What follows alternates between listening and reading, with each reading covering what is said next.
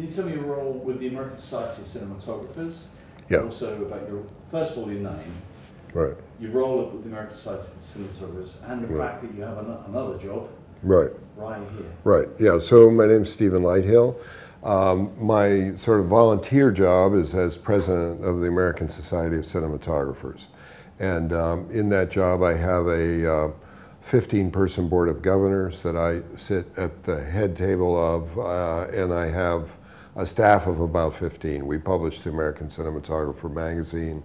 We publish the American Cinematographer manual, which is now going to digital versions. So we have a small publishing company that's for-profit.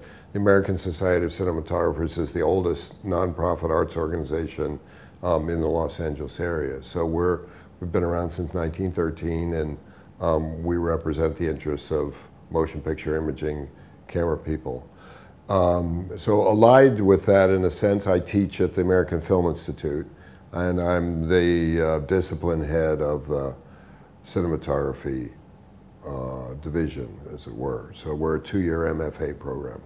Well, what's really interesting to me from a prior conversation together was what you were saying about the, what can I say, you described how the course functioned. Yeah. Would you just in brief talk about the concepts behind it? Sure. I mean, we teach both, we teach cinematography by having our fellows go out and make films. So they make 5 films in 2 years. 2 of those are guaranteed to be on motion picture film. The rest is on digital video.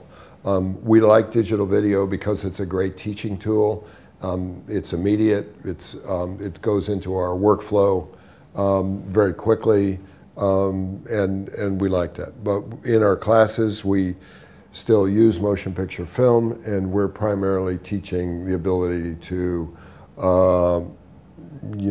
essentially shoot without a monitor, to pre-visualize the images that you want to have, and use a light meter, and achieve those images, and know with a great deal of certainty that what you're going to get.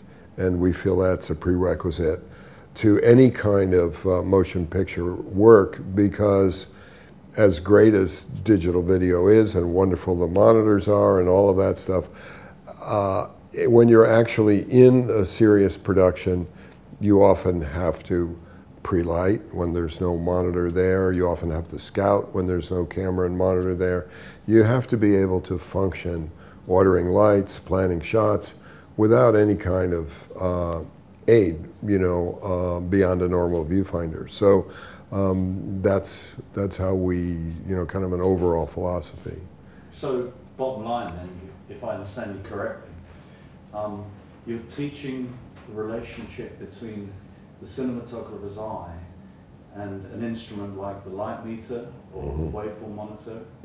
Yes. Fundamentally, the camera is an interpretive device, but you're trying to link eye and meter? Is that Yeah, I mean, we feel that,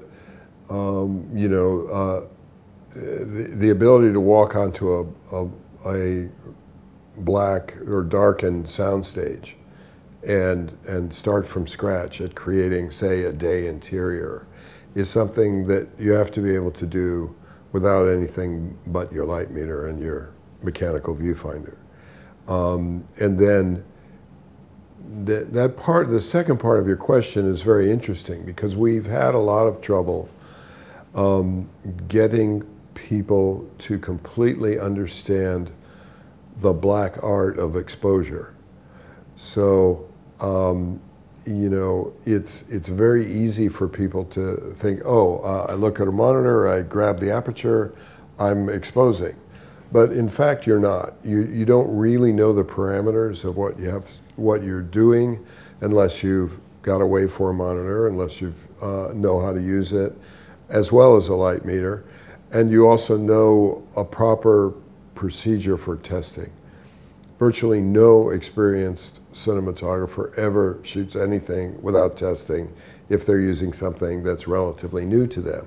So, but there are testing procedures, because you can raise just as many questions as you answer with a bad test. And any test, of course, is an abstraction in the sense that it's not within the course of a current production. So we are equipping people to be, craftsmen and artists.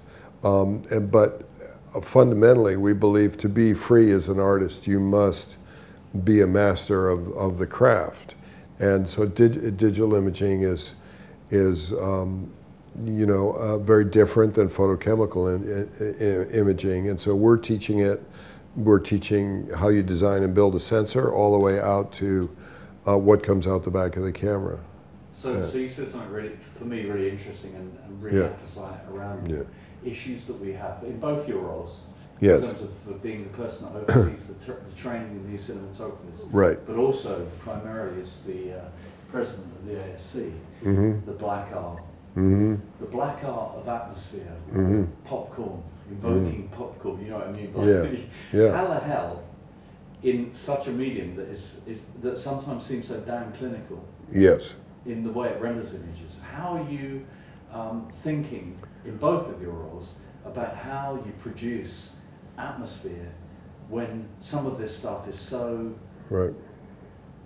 non-atmospheric? Well, I mean, I think the popular media, if you will, and just the general chatter recently, because this is a new technology, has been focused on the technical, limitations or the technical definitions of this equipment. But ultimately, at the ASC and at AFI, what we're focusing on is storytelling, and there are many, many tools for a given job. And so, you can have a Slumdog Millionaire, which is shot with a teeny little camera and a backpack with a laptop in it.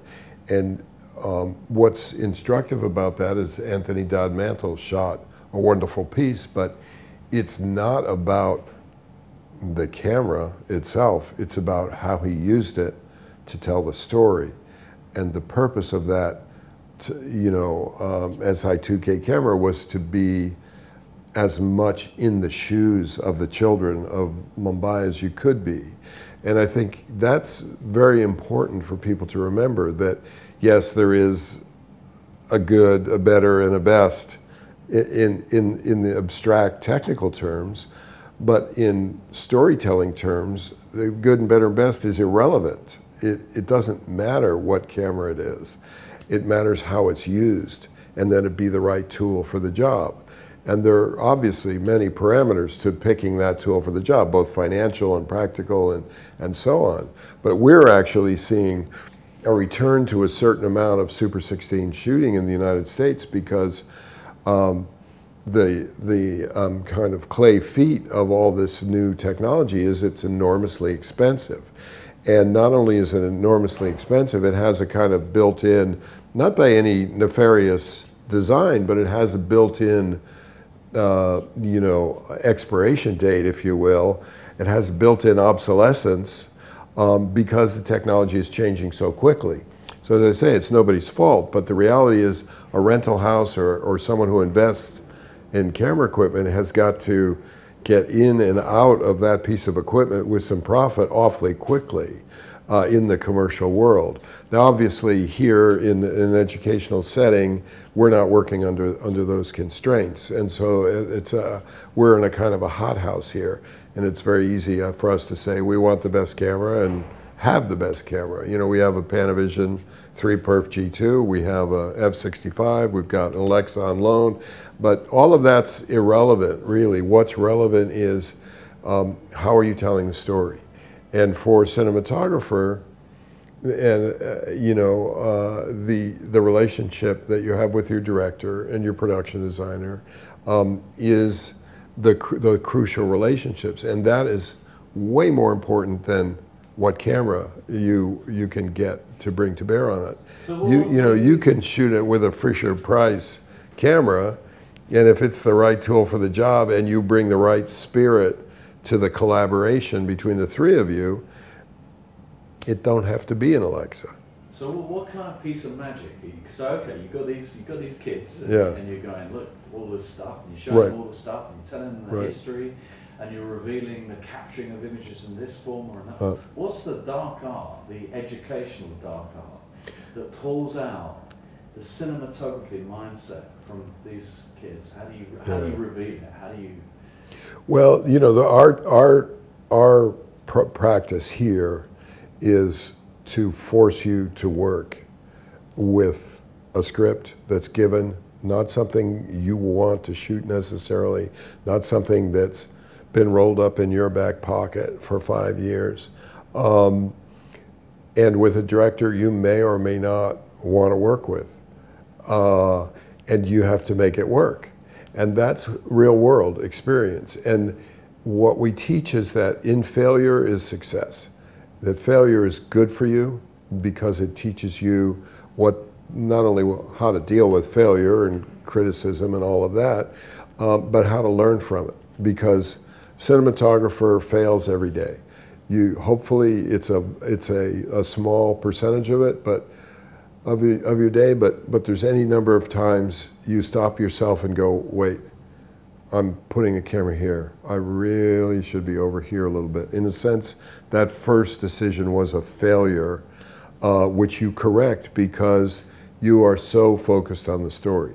So we really slap our cinematographers hard, and it's a hard lesson to learn, that we want you to learn about lighting, we want you to learn about exposure, we want you to be technically really well versed and to be able to tell me how any camera that's in common use works. But what we really want you to do is be a great collaborator who understands how to break down a story and figure out where a camera should be at any given point in that story. And that's the magic, if you will. That's the real black art. And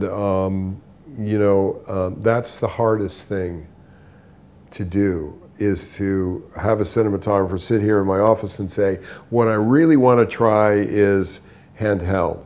And you have to slap them really hard and say, you've come in here with an agenda. And you're superimposing that agenda on your story. Tell me why, in story terms, it should be handheld. And sometimes they can do that. But often, look, at AFI, we're a film school, and people have got to come in here with an agenda because they've been through a certain amount of professional experience. Typically, our typical candidate's 27 years old. They've been out on a set working a little bit, and they know, okay, I'm not going to make my way to cinematography unless I stop and get trained better and stop day playing as whatever I've been doing and hang up my shingle as a cinematographer. So we help them do that here, but we help them throw off the desire to impose something that they want to try on a script that may not need that.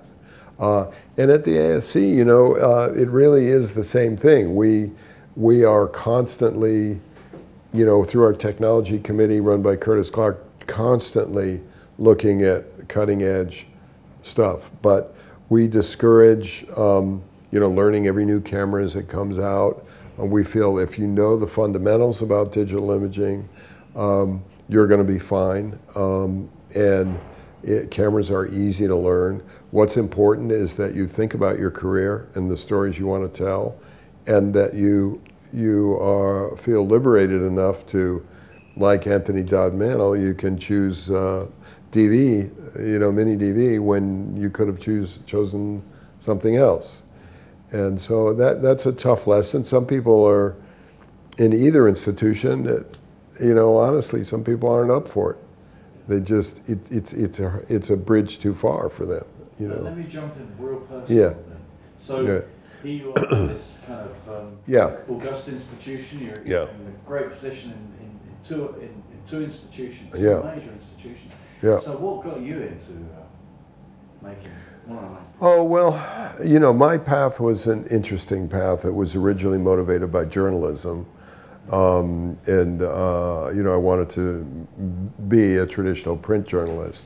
And it only took me a couple of summers working at small Connecticut dailies. And seeing lots of reporters with a half-written novel and a half-finished pint of whiskey in their bottom drawers to realize that I didn't really want to be in that world. And so, you know, I went from journalism into documentary filmmaking, which is really my first love.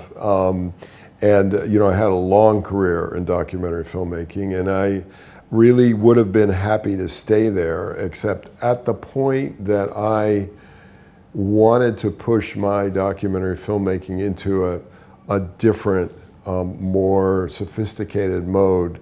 I wanted to play with the form more. I wanted to play with, you know, the tradition of narrator and so on. But, you know, I found myself, I had a wonderful niche, which was basically social issue documentaries. So I was working on wonderful subjects. I mean, to me, my documentary career was my master's degree in history. You know, I did an enormous amount of films, mainly on historical subjects. I just found myself in this niche. But, you know, in that world, what you find is directors and producers who spend much more time raising money and getting ready to make a film than actually making a film. And they actually are not that fun as collaborators when it comes to going into production, because they're organizers at heart. They're really not filmmakers at heart.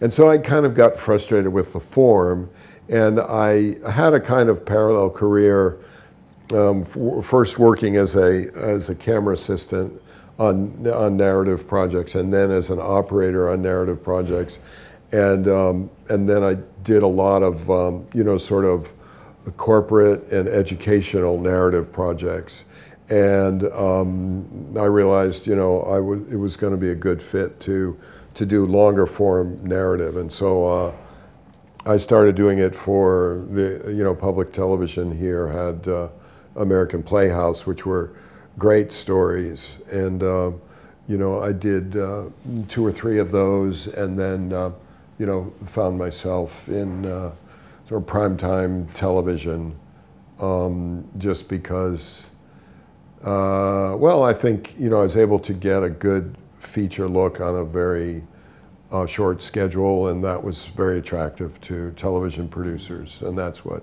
drew me into it. And I'll tell you what, frankly, what drew me out of it was that on the one hand, I'd always had a love for teaching and always taught. Once I had established my documentary career, I ran an annual workshop for documentary filmmakers. I love giving back. I love training. I love, you know, kind of organizing what you've learned and putting it out there. Showing people how problems can be solved is fun for me. So I always had teaching as another career that I really wanted to go to at some point. And you know, I have to say that, you know, when I came to LA, I had a resume to die for. Basically, every film, whether fiction or nonfiction, was very meaningful and was well known. When I got here, I got into television, and I ended up not liking the stories I was filming. I didn't like the scripts I was getting, and television is kind of a grind, you know, and once I'd burned through a marriage and, you know, and given myself poor health, I just decided it was time to let somebody else do that and move on. So, you know, I still shoot. You know, I shoot mainly documentaries that come to me from people I've known from the past, and they always are challenging and fun to do. So that's kind of my journey, career-wise. Of cinematographers from the past, who would have inspired you? Well, you know, there've been an enormous number. I mean, I think I actually was a poor student of cinematography in my early days because I was afraid of the influence. Because I brought, I was a kind of true believer in cinema verite, and I was one of the first people to bring that, believe it or not, to news gathering. People were just, I mean, there were, I'm older, so I'm not knocking anybody, but I was the young Turk, and the older guys came out of newsreel work, and I'm talking about theatrical newsreels that were made for theaters. And these guys were used to really large cameras. Their sound cameras were enormous. So they were used to, you know, a spring wound Bell and Howell, and they were used to, you know, if it's a demonstration, they'd be on the second story of the hotel in the balcony looking out the window. And, you know, we were portable, sync sound on the shoulder in the middle of it all. The network loved that. They absolutely loved that. And CBS was my home for several years, until I just got sick of the footage going into a blender and coming out at a minute 30. I just couldn't abide by that. And because I was too much about the flavor of the event and all, you know, and I had a huge amount of freedom. It was late 60s and events were happening so fast that it was very hard for anybody to impose a kind of format on things. So I would shoot an enormous amount. I had a lot of freedom. The producers and directors who came, or correspondents actually, producers and correspondents who came from New York, you know, really didn't have the expertise that I had on the subject. And as essentially a trained journalist, I really knew how to figure out a story and not, you know, not go off in a bizarre direction with it. You know, I knew how to kind of weigh out the facts and so on. So it was a wonderful place to be. I was one of the first camera people to shoot for 60 Minutes, and which is a show that's, you know, gone on forever. I wish they had given me points or something, but they didn't. So, you know, oh goodness, I've forgotten the question. Well, it's just where was it going? What got you interested? What got you passionate? That was what that was what got me going. And then you know, I fell in love with cinematography through thinking of it merely as a very passive. I mean, after all, cinema verite is a kind of fly on the wall approach to filmmaking, and I eventually grew to reject it because you know, images were not good. You know, they were purposely, you know, as really serving the you know, kind of one-to-one relationship with your subject matter, and that's fine. And ironically, now it's easy to do with digital video, but then it was very expensive. If you shot 17 or 20 magazines, and that's only 200 minutes, that's a lot of money. So, you know, people say, oh, has the digital revolution surprised you? I go like, are you kidding me? I shot my first video in 1975. You know, this is not a surprise. This digital video or analog video, really analog video replaced film in documentaries, industrials, you know, educationals, years ago, before digital video was being edited. You know, the video cameras were dominating that market. So when people say, "Are you surprised?" and all, you know, hey, this is we've lived side by side. Any camera person worth their salt knows both kinds of imaging. You know, it's been doing it for years. So you've got an open mind that's seems to me, just I should be saying something like that. Not projecting, but it's a compliment. But in relation, and I'm going to jump you right forward because, okay, so now you were like senior cinematographer, right? With David Stump on the ACES delivery system. So bearing all that experience in mind, and especially with all that documentation in the past, how was it to ride that particular horse? To bring in a whole bunch of cinematographers, a whole bunch of tests in this new initiative. How was that? Well, you know, we've been doing a lot of, you know, we've felt at the ASC that there's been a tremendous amount of misinformation, and because of this information, a lot of people who are not equipped to decide what kind of camera to use have been making those decisions. putting a certain particular camera into a budget, just like, oh, isn't that the best kind of thing. And I think I've been through, actually Bob Primes and I did a large sensor camera comparison a year before ACES.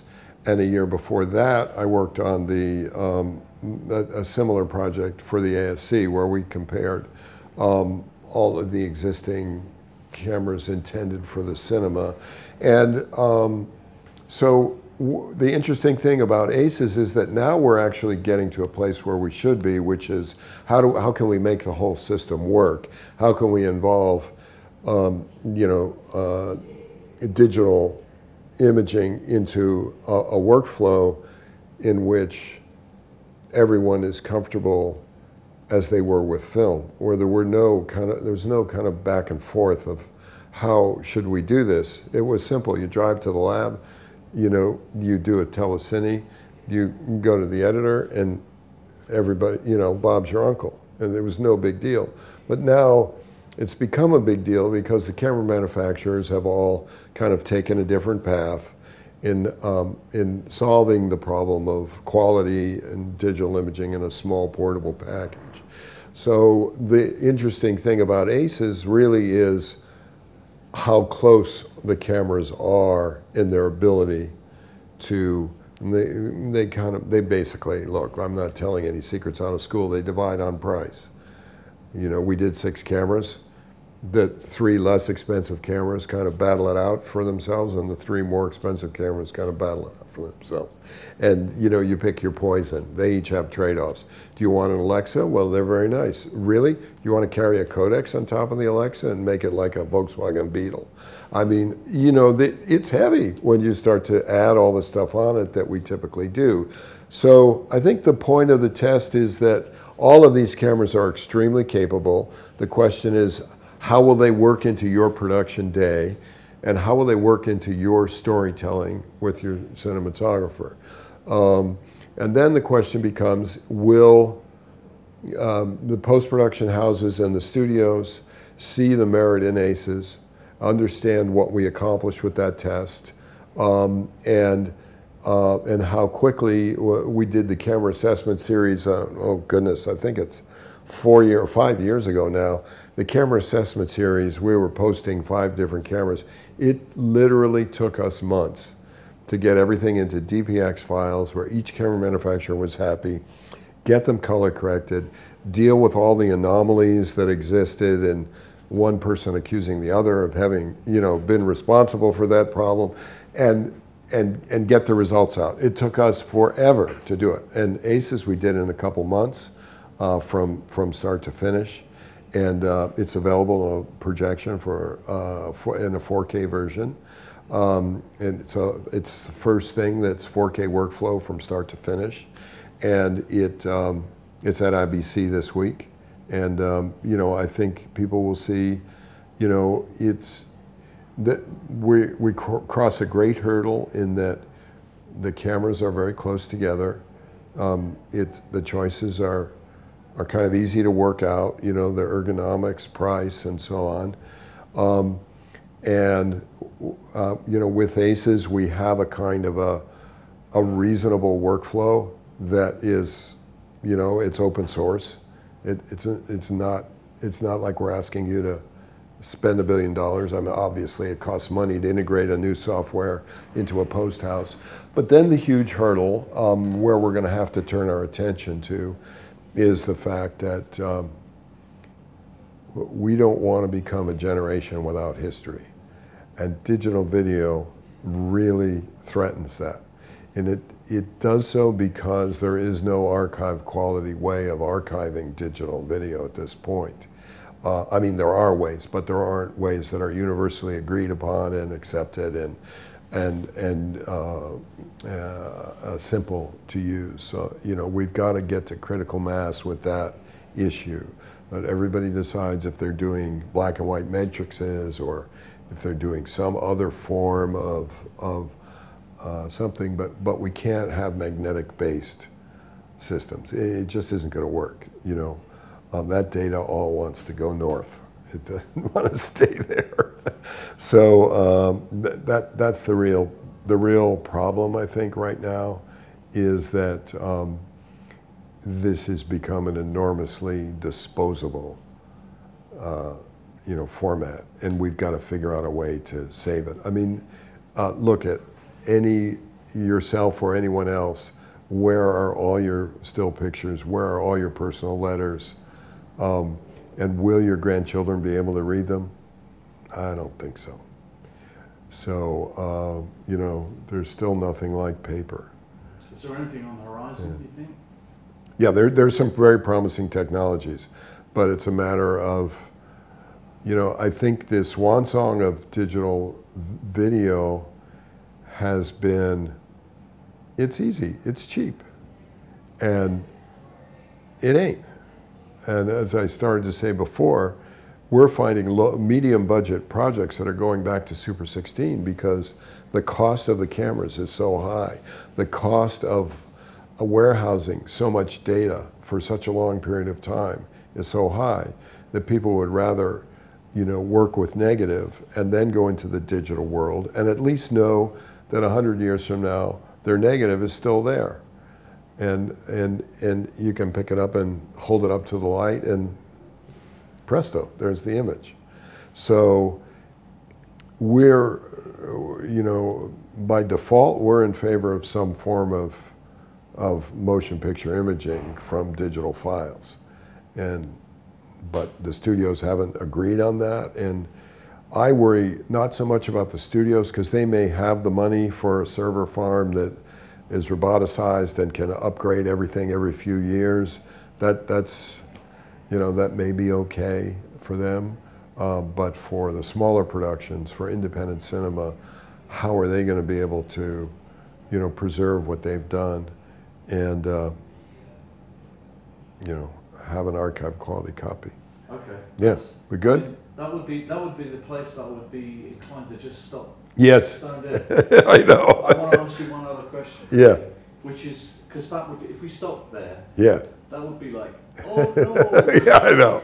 Well, but that's, I suppose I'm hoping you're going to be give me a positive answer here in relation to the sterility of the film, photochemical film. There's an inherent atmosphere, it seems to me, because you can twist it, bend it, and do all kinds of stuff. Yeah. I'm hoping you're going to say, yeah, you can answer this, that with the digital medium, regardless of the archiving it and all the rest of it, do you see signs of people's control of the medium becoming such that they are invoking atmosphere in their movie making? I think the quality of images that we're getting out of digital devices right now is going to become competitive with motion picture film. I don't believe it's there yet because the wonderful thing about motion picture film is that each imaging frame is different from the previous one, and as it moves through, you have the wonderful quality of silver-based imaging, creating grain which softens and has a very gentle transition from color to color. And I think that the big players, Canon, Sony, other players that have huge resources to work on the design of the sensor are going to get us to a place where it moves away from the kind of plastic quality that it has now because it's stuck in the frame there and never changing and is just digitally, removed, electronically removed, so to create a frame. So I think I'm seeing some great work done in digital, some really lovely work. My pet peeve is about skin tones. I'm starting to see skin tones that have a luminosity and depth and they're believable and they're not, kind of this over-detailed look at somebody's pores, which, digital can go that way. But we're having to change how we light. We're having to change particularly the way we use grip gear, because these new sensors are so sensitive, there's a tendency to use a lot less light. So consequently you're using grip gear to take away light in different areas and to model things. So I think we're going to get to a good place. It's going to be different. And I think the thing of it is that it is always different. I mean, each generation, you know, I loved cinema verite. I loved that feel. I loved it not just for the way it was of how it showed life, but how it looked. You know, black and white, you know, primary, Leacock Pennybaker, you know, that was wonderful stuff. And it's a wonderful story of how they synchronize sound and film and all of that. And so that's part of my, you know, kind of visual library, my memory, you know, my DNA. And kids now are not growing up with primary, they're growing up with other things. They're growing up with CNN and, you know, computer images and, you know, other images that are electronically based, and they're just going to have a different taste and they're going to make different movies. And that's always the way it's been, and that's a good thing. What's good is people having the opportunity for self-expression and help us all learn about ourselves that way. What's going to happen to the business is anybody's guess.